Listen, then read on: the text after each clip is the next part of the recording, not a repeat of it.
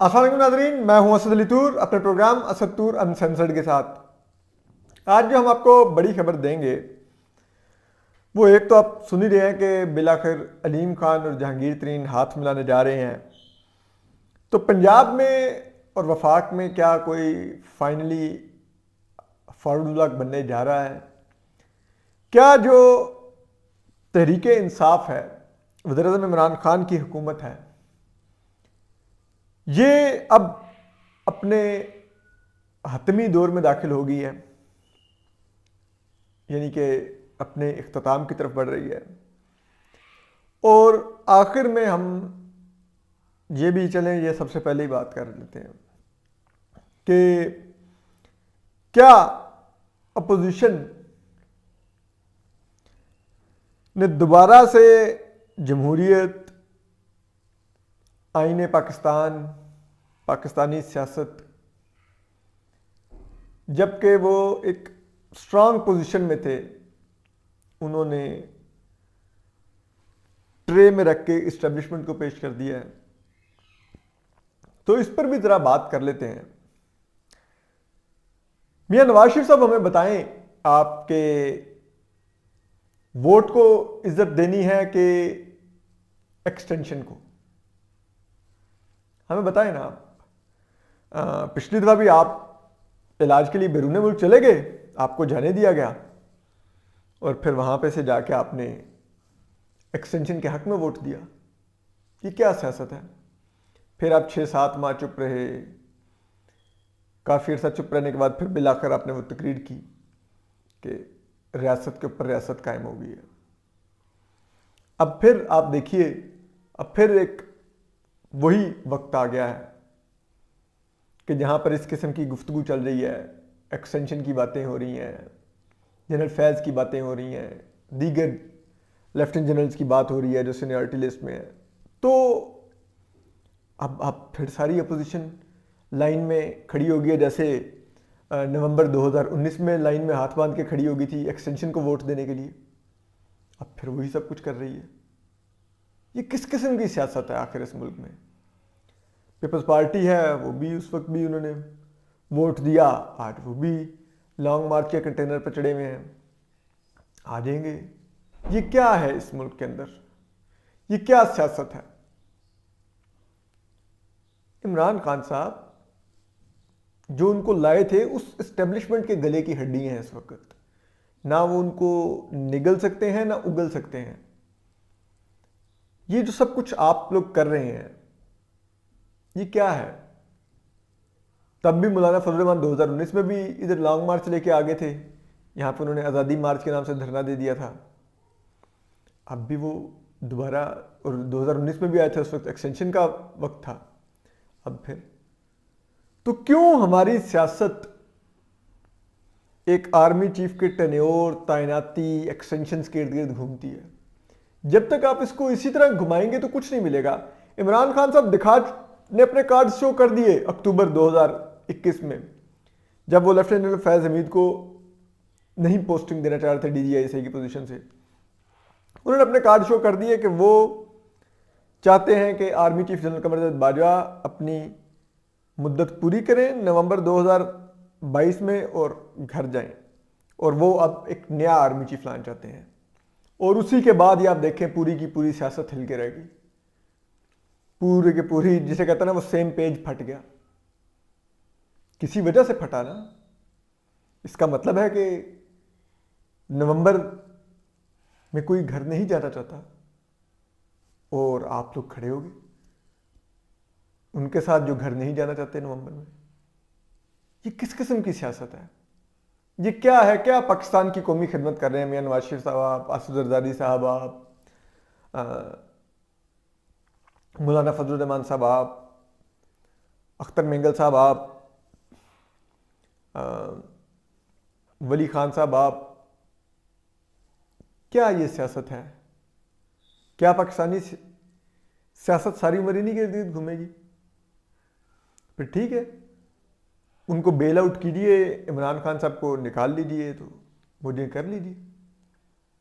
फिर चाहे 6 महीने बाद इलेक्शन करा लीजिएगा, 1.5 साल बाद इलेक्शन करवा लीजिएगा, जो भी नई हुकूमत आएगी उसने हाथ बांध के उधर ही खड़े होना चाहिए। और आप कुछ बताइए तो सही ना कि आप लोग अगर ये हुकूमत उठाएंगे तो क्या क्या करेंगे अवाम के लिए। अगर हमारी खातिर ही आप हटा रहे हैं ये हुकूमत, बताइए क्या करना चाहते हैं। क्या पीका लाभ खत्म करेंगे? ठीक है। क्या आप लोग आईएमएफ प्रोग्राम से बाहर निकलेंगे? क्या करेंगे? क्या आप लोग ये जो महंगाई है इसमें कितने परसेंट स्टेट में आके सब्सिडीज दे के कमी करेंगे? बताएंगे। डॉलर कितना नीचे लाएंगे? बताएंगे। ये सब चीजें तो हमें बताइए कि आखिर आप लोग इक़्तिदार में आके करना क्या चाह रहे हैं। क्या स्टेट बैंक की इंडिपेंडेंस खत्म करेंगे? क्या करेंगे? कुछ हमें बताइए ना, क्या है आपके पास आप लोगों की पटारी में। सवाए इसके आप लोगों की पटारी में कुछ नहीं है कि इस वक्त सिविल मिलिट्री सेम पेज फट चुका है और आप जिस पेज पर पिंडी बैठा हुआ है आप सब लोग जाके उस पेज पर अब बैठ गए हैं और आप लोग उस पेज को स्ट्रांग करना चाह रहे हैं और जो सिविल पेज है उसको वीक करना चाह रहे हैं। हम कोई इमरान खान के सपोर्टर नहीं, सख्त क्रिटिक हैं, हम जानते हैं वो पपेट है, लेकिन जिनका पपेट है वो जाने और इमरान खान जाने। हद है वैसे। इसके बाद चलिए अब आ रही है, जब माजी की तरफ हमारी पोजीशन लेके जा ही रही है हमें, तो अब आप देखिए कि अलीम खान साहब, हमने अगर आपको याद हो बैक इन अक्टूबर हमने वीलॉग किया था और कहा था कि पीटीआई के कौन कौन से लोग छोड़ के जाना चाहते हैं। उसमें हमने गुलाम सरवर खान साहब को भी, जो गुलाम सरवर खान कह रहा हूँ, चौधरी गुलाम सरवर का जो पंजाब के गवर्नर है उनका भी नाम लिया था, अलीम खान का भी नाम लिया था कि अलीम खान चैनल ही इसलिए खरीद रहे हैं समा टीवी कि वो अब अपने आप को एक पावर पॉलिटिक्स से एक बड़ा प्लेयर बनाना चाह रहे हैं। वो मलिक रियाज जैसे ख्वाब देख रहे हैं कि जहाँ पे वो जोड़ तोड़ करें, सियासत में किंग मेकर हों। तो अब वो अपना किंग मेकर जाहिर करने के लिए अब सामने आए हैं। उन्होंने अपने ही टीवी चैनल से खबर चलवाई है, तो इसका मतलब है खबर दुरुस्त है और ये उनका वर्जन है जो उन्होंने अपने टीवी चैनल के जरिए चलाया है। और देखिए उन्होंने जहांगीर तरीन ग्रुप से भी अपर हैंड दिखाने की कोशिश की। उन्होंने कहा कि मैंने 40 अरकान असम्बली से पिछले 3 दिनों मुलाकातें की हैं, जिनमें 10 सूबाई वज़रा हैं पंजाब के, यानी कि वो पंजाब के जोड़ तोड़ में खुद को एक किंग मेकर बनाना चाहते हैं। और आप देखिए लेकिन इसमें होगा क्या अगर एक फारूक ब्लॉक अब बनने जा रहा है जिसमें जहांगीर तरीन भी हैं, ये सब लोग मिलते हैं। तो ये जिस तरह अगर आपको याद हो 2008 से 13 के दौरान जब नून लीग और पीपल्स पार्टी का इत्तेहाद खत्म हुआ तो नून लीग ने पंजाब में हुकूमत का जो अपनी बनाई हुई थी उसको पीपल्स पार्टी के वोट भी मिले हुए थे, लेकिन नून ने पीपल्स पार्टी को अपनी हुकूमत से निकाल दिया और वज़रा फारिग कर दिए। तो मियाँ शहबाज शरीफ उस वक्त वज़ीर आला थे, तो काफ लीग के अंदर एक अता मानिका साहब की सरबराही में एक फारूक ब्लॉक बन गया, उसने मियाँ शहबाज शरीफ को वोट कर दिया। और उससे ये हुआ कि फिर नून लीग ने 2008 से लेके 2013 तक काफ लीग के फॉरवर्ड ब्लॉक के सर पे हुकूमत चलाई जो कि अता मानिका साहब की सरबराही में था। लेकिन 13 के बाद जब नून के पास फ्रेश मैंडेट आया, अक्सरियत आई, तो क्या अता मानिका साहब की हैसियत थी, कितना एक जिक्र था उनका। तो ये भी अब एक वही रेप्लिका है। अब अलीम खान साहब और जहांगीर तरीन अता मानिका का किरदार अदा करेंगे और जो कोई भी अगली अगर चेंज आनी है, अगर इस्टेब्लिशमेंट की मंशा यही है तो वो फिर ये लोग वो मंशा पूरी करेंगे। और फिर आप जानते हैं जहांगीर तरीन और अलीम खान दोनों के बड़े अच्छे ताल्लुकात हैं इस्टेब्लिशमेंट से। फिर आप इससे आगे आ जाइए कि अब इमरान खान साहब के पैनिक का अंदाजा लगाइए कि अब वो जो शहबाज गिल साहब हैं वो शुहदा की तस्वीर लेकर न्यूट्रल की प्रेस कॉन्फ्रेंस कर रहे हैं। क्या हमारे जो माओं के बेटे शहीद हुए हैं फौजी जवान, उनका खून इतना अर्जा है कि वो सियासी प्रेस कॉन्फ्रेंस के लिए शहबाज गिल जैसे गलीज कीड़े लेके बैठे टीवी के ऊपर? क्या उन माओं से पूछा कि आपके बेटे ने, हमारे भाई ने जान का नजराना इसलिए दिया कि शहबाज शरीफ अपोजिशन के खिलाफ प्रेस कॉन्फ्रेंस में उनकी तस्वीरें लहराए? हम पहले भी कहते हैं हमारे फौजी जवान, हमारे फौजी अफसरान वो इसलिए शहादतें नहीं देते कि उनकी शहादतों को जर्नैल कैश करके सियासत को मैनिपुलेट करें। और ना ही वो इसलिए शहादतें देते हैं कि जब हुकूमतें प्रेशर में आए तो वो उनकी तस्वीर दे के शहबाज गिल को टीवी पे बिठा दें। इंतहाई घटिया, शर्मनाक अमल है और हमारे माओ के बेटों के खून की तौहीन है। और फिर आप देखिए कि इमरान खान साहब, अब कल उन्होंने तकरीर की, उसमें आप अंदाजा लगाइए कि ये शख्स किस तरह से इस मुल्क को तबाह करेगा। ये क्या बंदर लेके आए हैं इमरान खान की सूरत में एस्टेब्लिशमेंट वाले। वो खड़ा के अमेरिका को बुरा भला कह रहा है कि जी ये मेरे खिलाफ साजिश कर रहे हैं, ये अपोजिशन के पीछे वो दिखाना चाह रहे हैं कि बैरूनी ताकतें यानी कि अमेरिका है।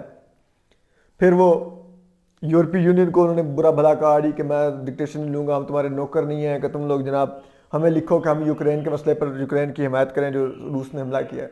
यार क्या भाई, आगे हमारा जीएसपी प्लस का स्टेटस एक्सटेंड होने का ये साल है और उसमें ऑलरेडी उन्होंने हमारे लिए शराइत रखी हुई है कि इन्फोर्स्ड डिसअपीयरेंस यानी कि जबरी लापता अफराद करना ख़त्म किया जाए गैर कानूनी तौर पर जो हमारे एजेंसियां करती हैं, जबकि दूसरा मीडिया को आज़ाद किया जाए। ऑलरेडी हम इन दो मामलों में यूरोपीय यूनियन के आगे फंसे हुए हैं। हमारी तकरीबन $7 अरब की पिछले साल एक्सपोर्ट थी सिर्फ यूरोपीय यूनियन को। अमेरिका को करीबन $4 अरब की थी। रशिया को पता कितनी थी? $27 करोड़ की थी। कहां पे अरबों डॉलर की एक्सपोर्ट, कहां पे $27 करोड़ की एक्सपोर्ट। और ये उस रशिया की खातिर खड़े होकर गालियां दे रहे हैं वेस्ट को। खान साहब आज सोचिए, हमारे ज़राए का ये बताना है कि मगरबी ममालिक के सफ़ीरों ने वज़ीर इमरान खान की तकरीर का नोटिस लिया है, उनकी हुकूमतों ने भी नोटिस लिया है और इस तकरीर के बारे में ब्रीफ्स भिजवाए गए हैं। तो अगर ये हालात हैं तो आप सोचिए, ऑलरेडी हम इकोनॉमिक आइसोलेशन का शिकार हैं, हमारा मुल्क इकोनॉमिक मेल्टडाउन का शिकार है और ऐसे में ये बंदर स्टेज पे चढ़ाकर जो अपनी हुकूमत बचाने के लिए इस निचले लेवल पे गिर गया है कि वो अपोजिशन के रहनुमाओं को गालियां दे रहा है। यानी कि मौलाना फजल रहमान को डीजल कहें तो खैर है, नवाज शरीफ के बारे में वो कहें कि दुम अपनी टांगों में दबा के भागा है, मतलब इस लेवल पे आए आपका प्राइम मिनिस्टर तो ठीक है। मियां शहबाज शरीफ को चोर कहे आपका प्राइम मिनिस्टर ठीक है, लेकिन आपकी अपोजिशन या कोई सहाफ़ी या तजियाकार मुराद सईद के बारे में एक लफ्ज़ बोल दे तो इधर तो हुकूमत की हद तक हो जाती है? मुराद सईद का आप लेवल चेक करें, वाह वाह। फिर कहते हैं रेहाम खान की किताब में आपने लिखी हुई बात बोली तो वो उठा के ले गए। क्या ये लेवल क्या है इस मुल्क के अंदर? और इमरान खान साहब डेस्परेशन में वेस्ट के खिलाफ बोल के पाकिस्तान को इकोनॉमिकली ऑलरेडी तबाह कर चुके हैं। असल इकोनॉमिक हिटमैन इमरान खान है, असल इकोनॉमिक हिटमैन इमरान खान को लाने वाले हैं। और अब वो जो रही सही हमारी कसर है, अब वो अपने इक़्तिदार को हाथ में जाता देख के वो भी तबाह करने पर तुला हुआ है। ये हाल है इमरान खान का, ये हमने लेके आए हैं। सलाम है उन लोगों को जिसको लेके आए हैं। फिर वो खुद को मुहिब्बे वतन कहते हैं, हमें गद्दार कहते हैं। असल तो गद्दारी इस मुल्क के साथ उन लोगों ने की जो इमरान खान को इक़्तिदार में लाए, और इमरान खान ने की इस मुल्क के साथ, और इमरान खान को बैक करने वाले लोगों ने की जो इस्टेब्लिशमेंट में बैठे हुए थे। हिसाब इन सब का होना चाहिए। अपना ख्याल रखिए, सलामत रहिए, अल्लाह हाफिज़।